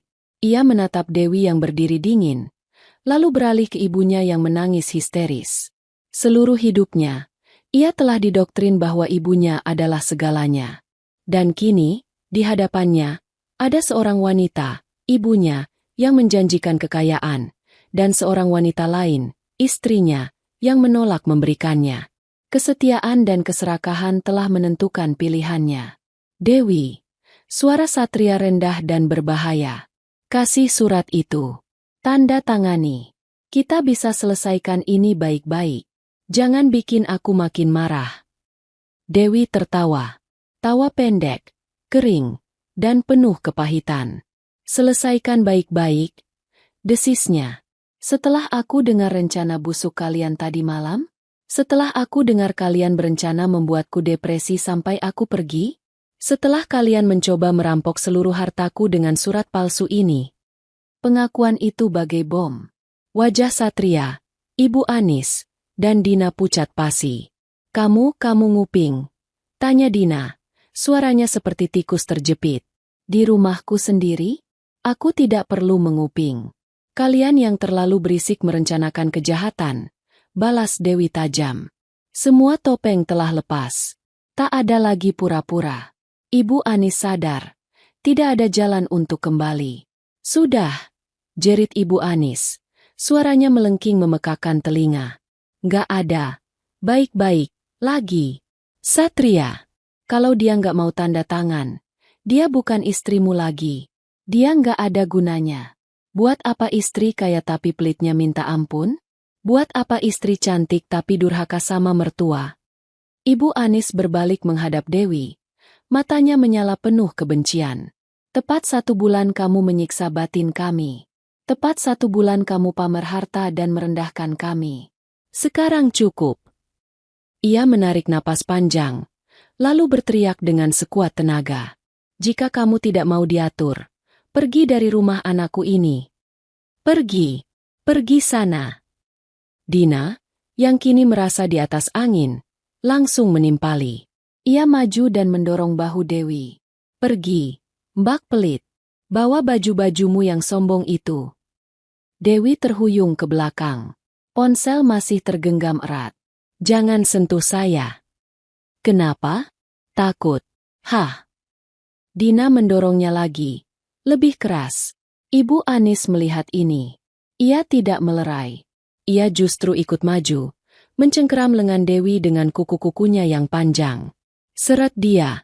Satria. Seret perempuan gak tahu diuntung ini. Dia sudah menghina ibumu. Lepas. Dewi berusaha menyentakkan tangannya. Satria. Tunggu apa lagi? Raung Ibu Anis. Dewi menatap Satria. Satu kali lagi. Ini adalah tatapan terakhirnya sebagai seorang istri. Matanya memohon, bukan untuk belas kasihan, tapi untuk satu ons terakhir kewarasan dari pria yang pernah ia nikahi. Jangan, Mas. Jangan lakukan ini. Kamu akan menyesalinya. Satria melihat tatapan itu. Ia sempat ragu sedetik. Satria, kamu pilih dia atau ibumu yang sudah melahirkan kamu? Pilihan itu telah dijatuhkan. Mata Satria berubah gelap. Rasa sayangnya yang tersisa terkubur dalam-dalam oleh amarah dan ketamakan. Kamu sendiri yang paksa aku. Wai, desisnya. Ia melangkah maju. Dengan kasar, ia mencengkeram lengan Dewi yang satu lagi. Cengkeramannya begitu kuat. Buku-buku jarinya memutih. Kuku-kuku Ibu Anis menggores kulit Dewi di lengan sebelahnya. Mas, lepas. Sakit. Rintih Dewi. Bukan karena cengkeraman fisik, tapi karena pengkhianatan total itu. Keluar. Bentak Satria. Ia mulai menarik Dewi dengan paksa. Dewi berusaha menahan. Tapi ia bukan tandingan pria yang sedang dikuasai amarah. Ambil tasnya. Perintah Ibu Anis. Dina menyambar tas tangan Dewi yang tergeletak di meja kerja. Lalu melemparkannya dengan kasar ke lantai dekat pintu. Satria menyeret Dewi keluar dari ruang kerjanya. Mbak Yuni dan Pak Sopir, yang mendengar keributan itu, berdiri gemetar di ujung tangga. Wajah mereka pucat ketakutan. Namun mereka terlalu takut pada sang majikan baru untuk ikut campur. Keluar kamu, teriak Satria. Suaranya menggema di lorong. Jangan pernah kembali. Ini rumahku. Dia menyeret Dewi menuruni tangga. Dewi nyaris terpelanting. Kakinya tersandung anak tangga. Harta istri itu milik suami. Kalau kamu nggak nurut, kamu durhaka. Tempatmu di luar, teriak Satria, mengulang doktrin sesat yang ditanamkan ibunya. Dia tidak berhenti. Dia menyeret Dewi melintasi ruang tamunya yang telah dinodai, menuju pintu utama. Dia membanting pintu kayu jati solid itu hingga terbuka lebar. Udara sore yang panas langsung menerpa wajah Dewi. Mas, jangan. Ini adalah permohonan terakhir Dewi. Satria tidak mendengarkan. Dengan satu dorongan terakhir yang penuh kebencian, dia melemparkan istrinya keluar dari pintu. Dewi jatuh tersungkur di teras depan yang terbuat dari batu andesit. Sangat keras. Lututnya menghantam batu. Rasa perih yang tajam langsung menjalar. Telapak tangannya lecet saat ia mencoba menahan tubuhnya. Satria mengambil ponsel dan tas tangan Dewi, lalu melemparkannya ke lantai di samping Dewi. Ambil barang rongsokanmu dan pergi dari sini. Ibu Anis dan Dina berdiri di belakang Satria, di ambang pintu. Wajah mereka berseri-seri, tersenyum penuh kemenangan. Mereka adalah penakluk yang baru saja memenangkan perang. Dan jangan pernah coba-coba kembali ke sini lagi. Ya, perempuan sombong, ancam Ibu Anis. Satria menatap Dewi yang terkapar di lantai untuk terakhir kalinya. Tidak ada penyesalan di matanya. Hanya kelegaan. Blam! Pintu kayu jati itu dibanting hingga tertutup. Suara yang keras dan final itu bergema di seluruh halaman, menjadi tanda titik bagi pernikahan Dewi. Dewi tetap diam di posisinya, terkapar di teras rumahnya sendiri. Lututnya mulai berdarah, merembes melalui celana kerjanya. Sikunya perih. Blazernya yang mahal kini kotor dan sobek di satu sisi. Hening. Hanya suara desau angin sore dan detak jantungnya sendiri yang bergemuruh di telinganya. Lalu, dari balik pintu kayu jati yang kokoh itu, terdengar suara. Pertama, tawa cekikikan Dina yang melengking. Gila, Bu. Lihat mukanya tadi. Kayak gelandangan. Hahaha. Syok berat dia. Lalu, menyusul tawa Ibu Anis. Tawa yang dalam, berat, dan penuh kepuasan yang jahat. Hahaha. Akhirnya, pergi juga si iblis pelit itu dari rumah kita. Rasakan. Itu akibatnya berani melawan ibu. Dewi mendengar suara denting gelas. Mereka bersulang di dalam rumahnya, merayakan pengusirannya. Satria, anakku, kamu hebat. Puji Ibu Anis. Suaranya terdengar bangga.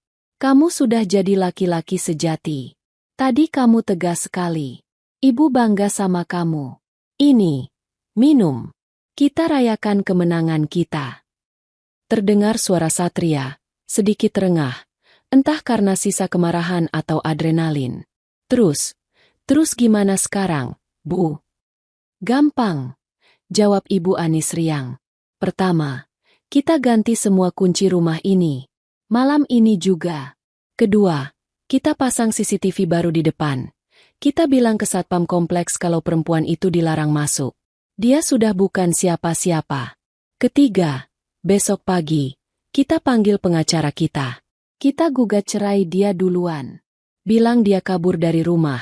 Selingkuh. Apa aja. Pokoknya kita yang menang. Terus rumahnya? Tanya Dina tak sabar. Ya kita jual. Hahaha. Rumah segede ini laku pasti 50 miliar. Kita beli rumah baru di Pondok Indah. Kita beli mobil sport. Kita keliling Eropa. Din. Puas-puasin. Yeay. Eropa. Asik. Jerit Dina. Tawa mereka bertiga meledak bersamaan. Berpadu menjadi simfoni kemenangan yang paling brutal dan memuakan yang pernah Dewi dengar. Mereka mengira Dewi telah kalah total. Mereka mengira dia adalah wanita lemah yang baru saja kehilangan segalanya. Mereka mengira dia akan duduk di pinggir jalan, menangis, memohon untuk diizinkan masuk kembali. Mereka mengira dia kini miskin, tidak punya apa-apa, dan hancur lebur. Pelan, sangat pelan, Dewi mulai bergerak. Dia menopang tubuhnya dengan tangannya yang lecet. Lututnya perih bukan main. Dia berdiri. Ia menepuk-nepuk debu dari blazernya. Ia mengambil tas tangannya. Ia mengambil ponselnya. Satu tetes air mata jatuh dari pelupuk matanya. Hanya satu. Bukan air mata kesedihan. Bukan air mata kekalahan. Itu adalah air mata kemarahan yang mendidih. Air mata yang membakar sisa-sisa cinta di hatinya hingga menjadi abu. Dia tidak menangis lagi. Wajahnya mengeras. Tatapannya menjadi dingin. Kalian pikir aku kalah? Batinnya, sambil menatap pintu kokoh di depannya. Kalian pikir ini akhir? Kalian salah besar. Ini baru permulaan. Ratu yang terluka telah mati di teras itu. Yang bangkit adalah seorang pejuang yang siap mengambil kembali apa yang menjadi miliknya. Pukul 12.48 siang. Dewi berjalan, sedikit tertatih. Namun kepalanya tetap tegak, menyusuri driveway rumahnya. Ia tidak menoleh ke belakang. Setiap langkah adalah janji pembalasan. Ia menekan tombol di ponselnya. Panggilan ke Pak Wijaya tadi masih tersambung. Dalam mode hold. Pak, katanya. Suaranya serak, namun tegas. Ibu Dewi? Ya Tuhan. Saya dengar semuanya. Jeritan, bantingan pintu. Saya hampir menelepon polisi. Posisi ibu di mana? Ibu baik-baik saja. Suara Pak Wijaya terdengar sangat panik. Saya diusir. Saya di depan gerbang. Lutut saya lecet, tapi saya hidup, kata Dewi. Nadanya sedingin baja. Mereka sedang merayakan kemenangan di dalam. Apa yang harus saya lakukan, Bu? Saya kirim tim ke sana. Beri saya waktu 3 jam. Pak, tepat 3 jam dari sekarang. Pukul 15.48. Perintah Dewi. 3 jam? Apa rencananya, Bu? Jalankan rencana B. Sekarang juga. Hening sejenak di seberang. Rencana B adalah rencana perang total. Ibu yakin? Setelah ini, tidak ada jalan kembali. Mereka yang membakar jembatannya. Pak. Saya hanya akan memastikan apinya tidak pernah padam, desis Dewi. Blokir semua rekening bersama. Bekukan semua kartu kredit tambahan atas nama Satria dan Dina. Kirimkan surat perintah pengosongan darurat ke Ketua Pengadilan. Siapkan gugatan cerai dengan tuntutan ganti rugi penuh, KDRT, dan percobaan penipuan. Dan panggil tim pengamanan yang Bapak rekomendasikan. Saya mau 2 orang terbaik. Siap, Bu. Akan saya kerahkan semuanya. Semua bukti sudah di tangan saya. Satu hal lagi, Pak, tambah Dewi, melihat pantulan dirinya yang acak-acakan di kaca pos Satpam. Di mana salon high-end terdekat dari kantor Bapak? Saya perlu private room. Pak Wijaya terkejut. Salon, Bu. Saya tidak akan kembali ke rumah saya seperti gelandangan. Saya akan kembali sebagai ratu yang mengambil alih tahtanya. Kirimkan lokasinya. Luar biasa, Bu. Saya kirim sekarang juga. Dewi mematikan telepon dan memesan taksi premium. 3 jam itu dimulai. Jam pertama, pukul 12.55. Pukul 13.55 sedih taksi tiba. Dewi duduk di jok kulit yang nyaman, mengabaikan tatapan bingung sopir melihat penampilannya. Dalam perjalanan, ia menelepon asisten pribadinya di kantor. Rina, batalkan semua jadwal saya sisa hari ini. Kode merah. Kode merah? Baik, Bu. Apa yang harus saya siapkan? Rina adalah asisten yang efisien dan mengerti kode-kode darurat bosnya. Siapkan powersuit saya yang berwarna merah darah, yang ada di lemari khusus butik langganan. Bawa juga stiletto Jimmy Choo saya yang hitam. Antar ke lokasi salon yang akan saya kirim. Segera. Siap, Bu. Dewi tiba di salon mewah. Saya mau pakai total makeover. Potong rambut, makeup, manicure. Saya perlu private room. Dan saya perlu P3K, katanya pada resepsionis.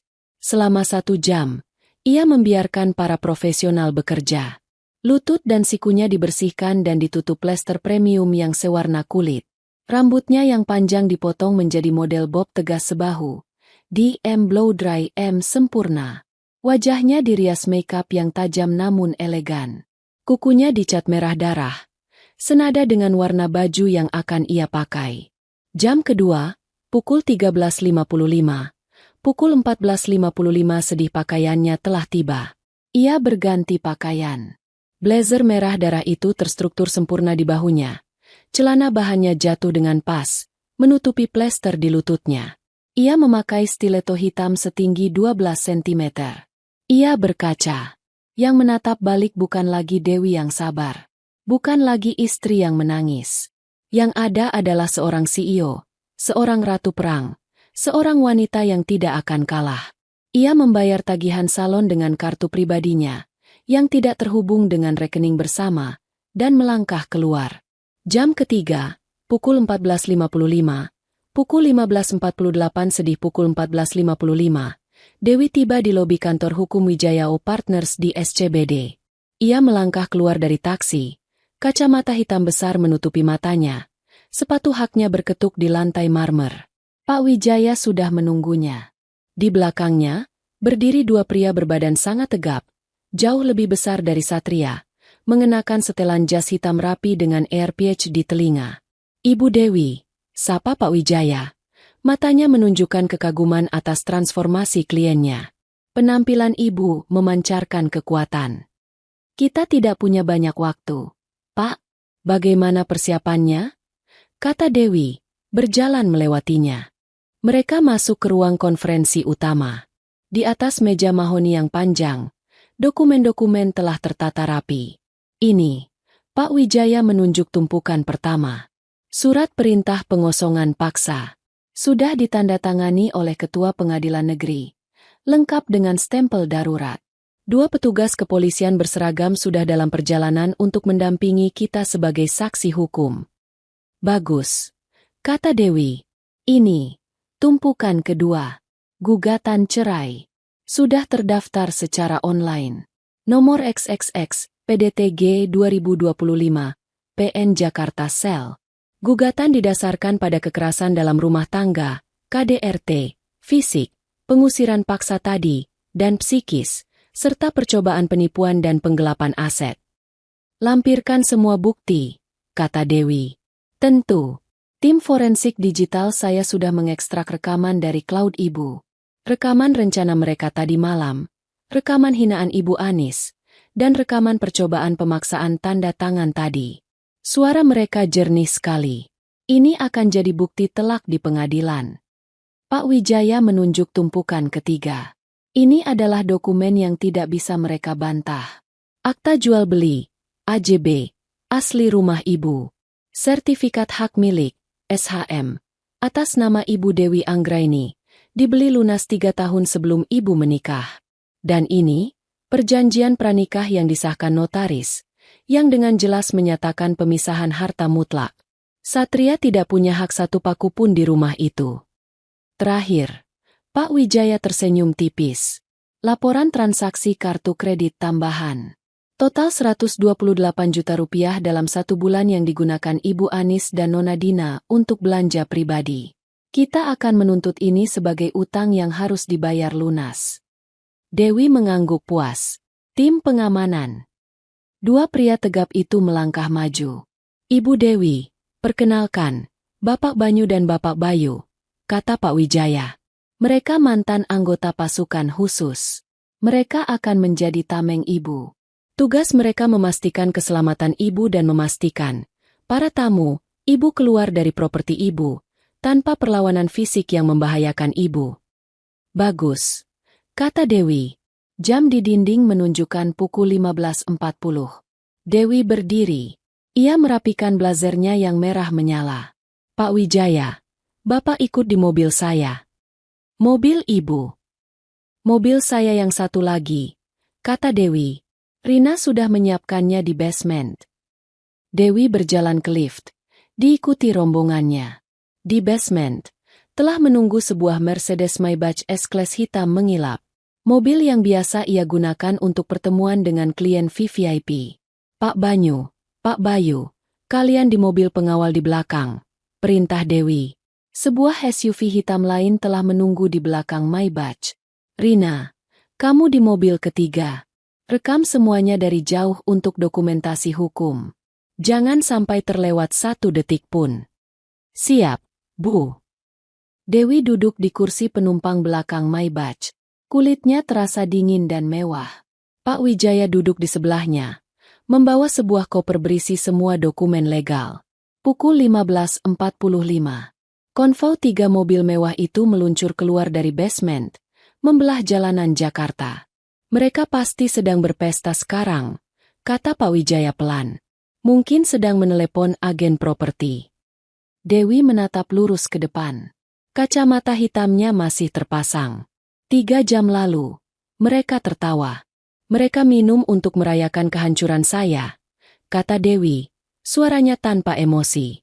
Sekarang, giliran saya yang datang. Bukan sebagai istri yang terusir, tapi sebagai pemilik. Pukul 15.48.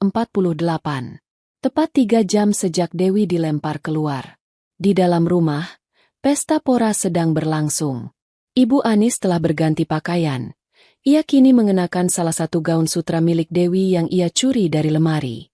Ia duduk di sofa beludru gading, yang sudah ia lucuti sarung bunga-bunganya. Kakinya diselonjorkan di atas meja kopi kaca yang mahal.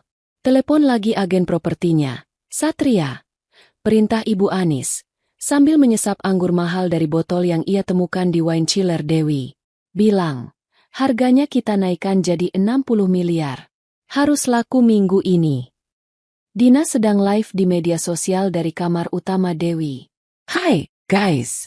Lihat nih, kamar baruku. Gede banget, kan? Bathtubnya aja bisa buat berenang. Yang kemarin nge-DM aku bilang aku cuma numpang. Lihat ini. Sun, aku beli yang lebih gede. Satria sendiri sudah melepas kaosnya. Ia bertelanjang dada, duduk di lantai, minum bir kalengan, dan tertawa-tawa sambil melihat-lihat situs mobil sport bekas. Ia merasa seperti raja. Akhirnya, ia menjadi raja di istananya. Tiba-tiba, interkom di dinding berbunyi. Satpam Kompleks. Selamat sore, Pak Satria. Ini, ada Ibu Dewi mau masuk. Satria tertawa terbahak-bahak. Dia balik? Hahaha. Nggak punya malu. Usir aja, Pak. Dia bukan siapa-siapa lagi di sini.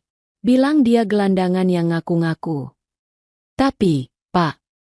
Satria mematikan interkom. Paling juga mau mohon-mohon sambil nangis. Biarin aja. Katanya santai. Tapi 5 detik kemudian, mereka mendengar suara gerbang otomatis yang berat itu bergeser terbuka. Loh, kok gerbangnya kebuka? Tanya Dina, menyembulkan kepala dari kamar. Satria mengerutkan kening. Ia bangkit. Siapa yang buka? Ia berjalan ke jendela floor to ceiling yang menghadap ke halaman depan. Apa yang dilihatnya membuat bir di tangannya nyaris terlepas. Bukan taksi. Bukan ojek. Sebuah Mercedes Maybach S-Class hitam legam dan mengilap meluncur mulus memasuki driveway. Di belakangnya, sebuah SUV hitam gagah mengikuti. Dan di belakangnya lagi, mobil lain. Mas, itu mobil siapa? Tanya Dina, suaranya gemetar. Pintu Maybach terbuka. Yang melangkah keluar bukan wanita acak-acakan yang mereka usir 3 jam lalu. Kaki jenjang berbalut stiletto hitam 12 cm menginjak aspal lebih dulu. Lalu, sesosok wanita dalam balutan powersuit berwarna merah darah yang menyilaukan mata berdiri tegak. Rambutnya terpotong model bob tegas dan berkilau. Kacamata hitam besar menutupi matanya, memantulkan bayangan rumahnya sendiri. Itu Dewi. Tapi bukan Dewi yang mereka kenal. Ya Tuhan! Bisik Satria. Dari SUV di belakang, 2 pria berbadan sangat tegap dalam setelan jas hitam turun, berdiri mengapit Dewi seperti pengawal pribadi. Pria lain yang lebih tua dan tampak berwibawa, yang membawa koper kulit, turun dari Maybach dan berdiri di sisi Dewi. Ibu! Panggil Satria. Suaranya tercekat. Itu si Dewi. Ibu Anis melompat dari sofa. Gaun sutra Dewi kedodoran di badannya. Ia berlari ke jendela. Matanya membelalak. Dia dapat uang dari mana? Mau apa dia kesini bawa preman? Dewi melepas kacamata hitamnya. Matanya yang tajam menatap lurus ke pintu utama. Mungkin dia mau pamer, seru Ibu Anis, berusaha mengembalikan keberaniannya. Dia mau gertak kita. Halah, jangan takut. Satria, kamu suaminya. Dia nggak bisa apa-apa. Dewi mulai melangkah menuju pintu utama. Ketukan sepatunya di batu driveway terdengar mantap dan mematikan. Ibu Anis, dengan keberanian yang dipaksakan, berlari ke pintu utama dan membukanya. Berani sekali kau kembali ke sini. Hah? Teriaknya. Mau apa kau? Sudah kami usir masih. Kalimatnya terputus. Dewi telah berhenti tepat 1 meter di depannya. Di belakang Dewi, 2 pengawal berdiri mengintimidasi. Dewi tidak menatap Ibu Anis. Ia menatap melewati bahu mertuanya, ke dalam rumahnya yang kini berantakan dan kotor. Minggir, kata Dewi. Suaranya bukan teriakan. Itu adalah perintah. Dingin dan absolut. Apa kau bilang? Dewi bahkan tidak menunggu. Ia melangkah maju. Ibu Anis, yang secara naluriah terintimidasi oleh aura Dewi, terdorong mundur selangkah. Dewi melangkah masuk ke rumahnya. Dewi berdiri di tengah ruang tamunya. Aroma bir bercampur keringat dan sisa masakan terasi menyambutnya. Ia menatap Satria, yang masih bertelanjang dada dan mematung kaget. Ia melihat Dina, yang mengintip ketakutan dari tangga. Mbak Yuni, panggil Dewi. Mbak Yuni muncul dari dapur. Wajahnya pucat. Melihat Dewi dalam penampilan barunya, matanya terbelalak. Tolong bukakan semua jendela dan pintu. Udara di rumah ini menjijikkan. Perintah Dewi. Dewi, apa-apaan ini? Satria akhirnya menemukan suaranya. Ia berusaha terdengar marah. Tapi ada getar ketakutan di sana. Kamu bawa siapa ini? Preman? Mau bikin rusuh di rumahku? Rumahmu? Dewi tertawa sinis. Ia berbalik menghadap suaminya. Lucu sekali. Satria, jangan takut. Ibu Anis berlari ke samping putranya. Dia cuma gertak. Panggil polisi. Sat. Bilang dia menerobos masuk. Tidak perlu. Sebuah suara berat menyela. Pak Wijaya melangkah maju, membuka koper kulitnya di atas meja kopi yang penuh noda. Ia menatap Satria, Ibu Anis, dan Dina. Selamat sore. Saya Wijaya, dari kantor hukum Wijaya O Partners. Saya adalah kuasa hukum dari pemilik sah tunggal properti dengan alamat ini. Pemilik sah? Cibir Ibu Anis. Ini rumah anak saya. Saya ibunya. Kalau begitu, mari kita perjelas, kata Pak Wijaya. Nadanya sabar namun menusuk. Ia mengeluarkan dokumen pertama. Ini adalah sertifikat hak milik, SHM, dan akta jual beli, AJB, atas tanah dan bangunan ini. Terdaftar atas nama Dewi Anggraini. Ia mengangkat dokumen itu agar mereka bisa melihatnya. Sertifikat ini, lanjut Pak Wijaya, diterbitkan 3 tahun sebelum klien saya menikah dengan Bapak Satria. Properti ini dibeli lunas dengan dana pribadi klien saya. Nggak mungkin. Itu palsu. Pekik Ibu Anis. Ini dokumen asli dari BPN, Bu. Balas Pak Wijaya. Dan ini, ia mengeluarkan dokumen kedua.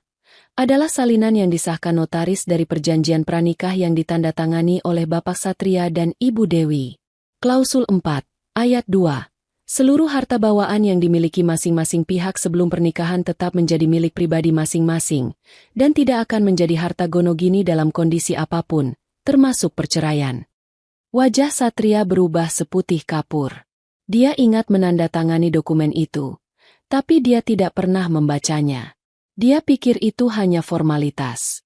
Artinya, kata Pak Wijaya, Bapak Satria, secara hukum, tidak memiliki hak 1 cm persegi pun atas rumah ini. Bapak, Ibu Anis, dan Anda, Nona Dina, hanyalah tamu. Dan status tamu Anda sudah dicabut. Nggak bisa, teriak Ibu Anis. Dia istri. Harta istri milik suami. Agama bilang. Hukum negara yang berlaku di pengadilan. Bu, potong Pak Wijaya. Dan ini yang terakhir. Ia mengeluarkan dokumen pamungkas. Ini adalah surat perintah pengosongan paksa yang telah disahkan oleh Ketua Pengadilan Negeri Jakarta Selatan, 1 jam yang lalu. Saat itulah, 2 petugas polisi berseragam melangkah masuk ke dalam rumah. Mereka berdiri di dekat pintu. Kami di sini untuk mendampingi proses pelaksanaan surat perintah pengadilan, kata salah satu petugas dengan tegas. Harap kooperatif. 3 serangkai itu membeku. Polisi, pengadilan, surat perintah. Ini bukan gertakan. Ini adalah eksekusi. Keheningan total melanda ruangan. Suara live Dina yang masih menyala di lantai atas adalah satu-satunya bunyi, sebelum ia sadar dan mematikannya. Orang pertama yang pecah adalah Ibu Anis. Tapi bukan tangisan penyesalan. Itu adalah raungan kemarahan. Fitnah. Ini semua fitnah, jeritnya, menunjuk-nunjuk Dewi. Kamu, dasar menantu iblis. Kamu jebak anak saya. Kamu putar balikan fakta. Pak Polisi, tangkap dia. Dia yang KDRT sama saya. Dia yang usir saya. Dia durhaka. Pak Wijaya bahkan tidak menaikkan suaranya. Ibu menuduh klien saya melakukan KDRT dan pengusiran. Iya. Baik, kata Pak Wijaya. Ia mengambil tablet dari kopernya. Kalau begitu, mari kita dengarkan apa yang terjadi tepat 3 jam lalu. Ia menekan tombol play. Suara dari speaker tablet itu jernih dan mengerikan. Suara Dina. Pergi. Pergi sana. Mbak pelit. Bawa baju-bajumu yang sombong itu. Suara Dewi. Lepas. Jangan sentuh saya. Suara Ibu Anis. Seret dia, Satria. Seret perempuan gak tahu diuntung ini. Suara Satria. Keluar. Jangan pernah kembali. Ini rumahku. Lalu suara bantingan pintu yang keras. Rekaman itu berhenti. Ibu Anis terdiam. Mulutnya ternganga. Wajahnya yang memerah karena marah kini berubah menjadi pucat pasi karena teror. Dina, yang sudah turun tangga, langsung terduduk lemas di anak tangga. Tubuhnya gemetar hebat. Rekaman itu, lanjut Pak Wijaya, bersama dengan rekaman konspirasi kalian tadi malam untuk membuat Ibu Dewi depresi agar pergi, dan percobaan pemaksaan tanda tangan surat pengalihan aset tadi, sudah kami serahkan sebagai bukti di pengadilan. Polisi yang mendengar itu menatap Satria dengan pandangan tajam. Ini lebih dari sekadar sengketa properti. Ini sudah masuk ranah pidana. Dina yang pertama pecah. Ia merangkak menuruni sisa tangga, menangis histeris. Ampun, Mbak Dewi. Ampun. Aku nggak ikut-ikutan. Itu semua ide ibu. Aku cuma disuruh. Sumpah, Mbak, aku disuruh. Jangan penjarakan aku. Mbak, aku minta maaf. Ia mencoba merangkak ke arah kaki Dewi, tapi Pak Banyu, salah satu pengawal, melangkah maju, menghalangi jalannya. Ibu Anis, melihat kapalnya karam, juga langsung mengubah taktik. Satria, nak, bilang sesuatu. Ini salah ibu. Ibu yang salah. Kamu bela ibu. Nak, bilang ke istrimu kamu cuma. Tapi Satria tidak mendengarkannya. Dia menatap Dewi. Bukan dengan amarah. Bukan dengan penyesalan. Tapi dengan ketakutan murni. Dia baru sadar. Dia tidak hanya kehilangan rumah 60 miliar. Dia tidak hanya akan dicerai. Dia mungkin akan masuk penjara. Sayang. Satu kata itu keluar dari mulutnya.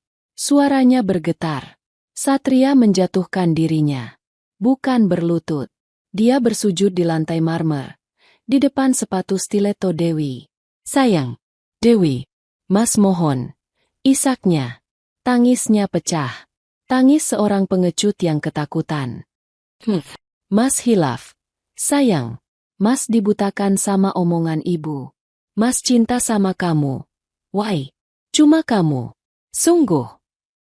Ia mencoba merangkak maju, ingin menyentuh pergelangan kaki Dewi. Ini semua salah paham. Salah ibu. Iya. Ini semua salah ibu dan Dina. Teriaknya, kini menatap ibunya dengan marah. Pergi kalian dari sini. Pergi. Biar aku bisa baikan sama istriku. Ibu Anis ternganga.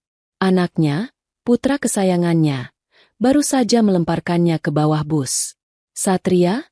Bisik Ibu Anis, tak percaya. Pergi, Bu. Gara-gara ibu hidupku hancur.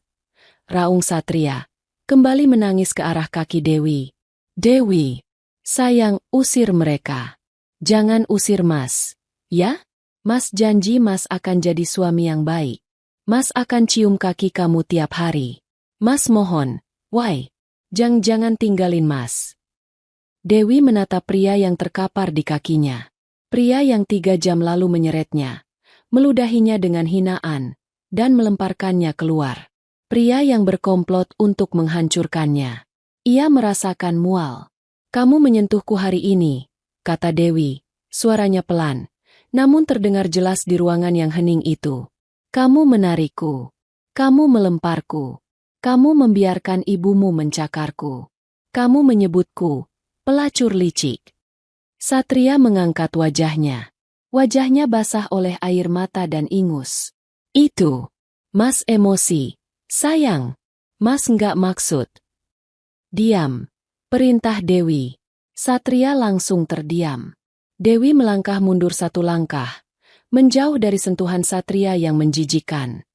Kamu bukan emosi. Kamu menunjukkan wujud aslimu saat topengmu lepas. Dewi menoleh ke Pak Wijaya. Berapa lama waktu mereka di surat perintah? 15 menit sejak pembacaan. Waktu mereka tersisa 10 menit. Jawab Pak Wijaya sambil melihat jam tangannya. Baik. Dewi kini menatap ketiga orang yang gemetar itu. Ibu Anis yang membatu karena dikhianati anaknya. Dina yang masih sesenggukan di tangga. Dan Satria yang berlutut di lantai. 15 menit, kata Dewi. Suaranya kini sekeras baja. Aku beri kalian 15 menit. Dimulai dari sekarang. Ambil barang-barang pribadi kalian yang menempel di badan. Pakaian. Sikat gigi. Hanya itu. Tapi baju-bajuku. Dina memprotes lirih. Teringat barang-barang branded yang ia beli pakai uang Dewi. Barang-barang yang kalian beli dengan uang saya, akan saya anggap sebagai cicilan ganti rugi 128 juta yang kalian gelapkan. Sisanya akan ditagih pengacara saya. Barang-barang lain yang kalian bawa masuk rumah ini. Dewi menatap lemari kayu norak dan foto pernikahan berbingkai emas itu. Akan saya buang ke tempat sampah. Kamu jahat, Dewi. Desis Ibu Anis. Saya belajar dari yang terbaik, balas Dewi. Waktu kalian berjalan. Ibu Anis dan Dina, didorong oleh ketakutan akan polisi, akhirnya berlari ke kamar mereka. Mereka menjejalkan pakaian mereka ke dalam tas kresek dan koper butut mereka. Satria masih berlutut. Dewi, aku nggak punya tempat tujuan. Tolong biarkan aku tinggal di garasi juga nggak apa-apa. Dewi menatapnya tanpa belas kasihan. Itu bukan urusanku. Ia berjalan ke arah Satria, yang sempat mengira akan dimaafkan. Tapi Dewi hanya berjalan melewatinya. Ia mengambil sebuah amplop tebal berwarna merah marun dari tangan Pak Wijaya. Ia berhenti di samping Satria. Ia tidak menatapnya. Ia menjatuhkan amplop itu ke pangkuan Satria. Satria mengambilnya dengan tangan gemetar. Apa ini? Gugatan cerai, jawab Dewi. Dan surat sita jaminan atas kafemu. Modal kafe itu, uangku juga, kan? Mata Satria melebar ngeri. Satu-satunya hal yang ia miliki. Tidak. Dewi, jangan. Pak Banyu, Pak Bayu, panggil Dewi. Ibu Anis dan Dina turun sambil menyeret koper mereka. Menangis dan mengumpat. Waktu habis, kata Dewi. Enggak, aku enggak mau pergi. Ini rumah anakku. Ibu Anis mencoba melawan. Ia mencoba berlari ke dapur. Pak Banyu, dengan satu gerakan sigap, mencekal lengannya. Maaf, Bu. Silakan keluar. Lepaskan. Kurang ajar. Preman. Pak Bayu melakukan hal yang sama pada Dina, yang hanya menangis pasrah. Kedua wanita itu diseret. Persis seperti Dewi diseret beberapa jam lalu. Mereka diseret melewati ruang tamu, menuju pintu utama. Jahat kamu. Dewi, jahat. Semoga kamu dikutuk. Semoga kamu mati sendirian. Raung Ibu Anis. Mereka dilepaskan di teras depan. Di tempat yang sama di mana Dewi tadi jatuh tersungkur. Karma telah dibayar lunas. Dan kamu, kata Dewi pada Satria yang masih mematung. Pak Banyu dan Pak Bayu kembali masuk. Mereka berdiri di samping Satria. Satria, melihat dua raksasa itu, akhirnya berdiri dengan kaki gemetar. Ia tidak berani melawan. Dia berjalan keluar dengan langkah gontai, dikawal di belakangnya. Dia tampak seperti pria yang jiwanya telah direnggut. Kalian punya waktu 5 menit untuk meninggalkan halaman saya, kata Dewi dari ambang pintu. Setelah itu, saya akan menuntut kalian atas pelanggaran properti. Ketiganya berdiri di driveway yang panas, di samping Maybach Dewi yang mewah, tampak seperti 3 gelandangan. Mereka mulai berteriak-teriak memanggil taksi di ponsel mereka, saling menyalahkan dan menangis. Dewi memandangi mereka sejenak. Lalu, dengan tenang, ia menutup pintu rumahnya. Suara raungan dan umpatan mereka langsung teredam. Sunyi. Untuk pertama kalinya dalam sebulan, rumah itu kembali sunyi. Pak Wijaya dan kedua petugas polisi masih di sana. Terima kasih atas bantuannya, Pak Polisi, kata Dewi. Sama-sama, Bu. Kami hanya menjalankan tugas. Kami akan membuat laporan, kata petugas itu, memberi hormat, lalu pamit pergi. Bu Dewi, kata Pak Wijaya. Semua sudah selesai untuk hari ini. Tim saya akan mengambil alih sisanya. Terima kasih, Pak Wijaya. Anda menyelamatkan saya, kata Dewi tulus. Anda yang menyelamatkan diri Anda sendiri, Bu. Saya hanya alatnya, kata Pak Wijaya sambil tersenyum tipis. Saya akan mengurus sisanya. Pengacara dan pengawalnya pun pergi. Pukul 16.30. Dewi sendirian di istananya yang telah ternoda. Ia berjalan melewati ruang tamu.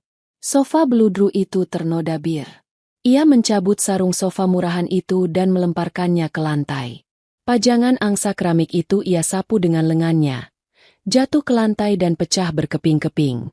Ia berjalan ke dapur. Aroma terasi masih menguar. Ia mengambil ponselnya. Bukan untuk menelepon Satria. Ia sudah memblokir nomor mereka bertiga.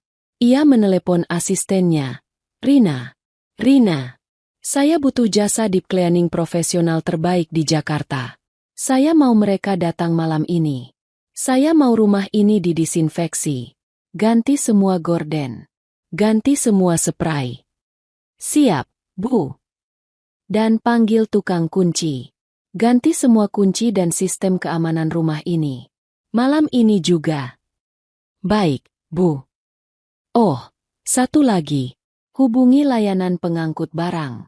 Saya mau sofa di ruang tamu, dan semua barang di kamar utama dibuang. Semuanya. Bakar kalau perlu. Saya akan beli yang baru. Segera dilaksanakan, Bu. Dewi menutup telepon. Ia naik ke lantai 2. Ia tidak masuk ke kamar utama. Ia masuk ke ruang kerjanya. Di lantai, pecahan vas porselen dinasti Ming peninggalan ayahnya masih berserakan. Ia berlutut. Kali ini, bukan karena didorong. Ia berlutut atas kemauannya sendiri. Ia mengambil satu serpihan terbesar. Ejem, indah, penuh kenangan. 3 jam lalu, dia pikir dia telah kehilangan segalanya. Tapi kini, memegang serpihan itu, ia sadar. Ayahnya tidak mewariskan vas. Ayahnya mewariskan kekuatan. Kekuatan yang sempat ia lupakan saat ia dibutakan oleh cinta. Ia tidak menangis. Ia berdiri, berjalan ke jendela besar di ruang kerjanya. Jendela itu menghadap taman zennya. Matahari sore mulai turun, mewarnai langit dengan warna oranye dan ungu. Rumahnya terluka. Hatinya terluka. Tapi keduanya bisa diperbaiki. Ia meletakkan serpihan vas itu di meja kerjanya. Itu akan menjadi pengingat. Pengingat bahwa ia bisa hancur. Tapi ia juga bisa membangun kembali. Dewi menarik napas dalam-dalam. Menghirup udara rumahnya yang, meski masih berbau tidak sedap, kini adalah miliknya seutuhnya. Ia bebas. Cerita selesai. Dewi berhasil merebut kembali semua haknya dengan cara yang sangat berkelas. Sekarang, giliran kalian yang berkomentar. Kalau kamu jadi Dewi, kamu bakal pilih penjarakan Satria dan ibunya atas percobaan penipuan? Atau cukup usir dan buat mereka miskin aja? Tulis jawabanmu di kolom komentar.